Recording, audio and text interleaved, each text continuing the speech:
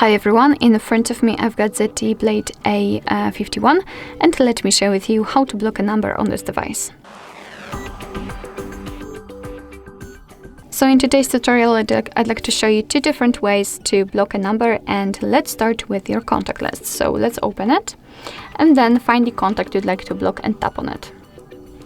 Then we have to tap on the three dots icon in the right upper corner and simply tap on block numbers. Of course, your device will ask you if you really want to do it, because you will no longer receive any incoming calls or text messages from it.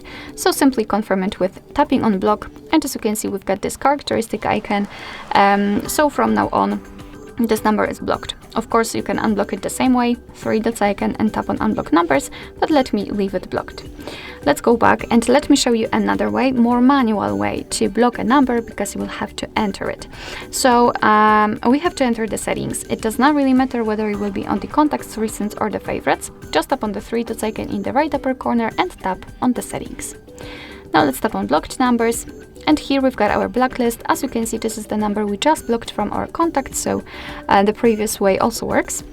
And as I said, this way is more manual because we have to tap on the number, and as you can see, we can enter it. Of course, you can tap on the on this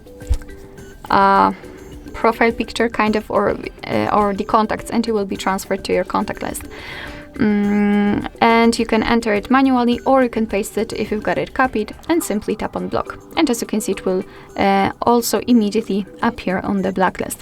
What is more, we've got this unknown option, so you can turn it on and off just by tapping on the switcher, and basically your device will be allowed to block the calls from all unidentified callers. It's up to you if you want to use it or not.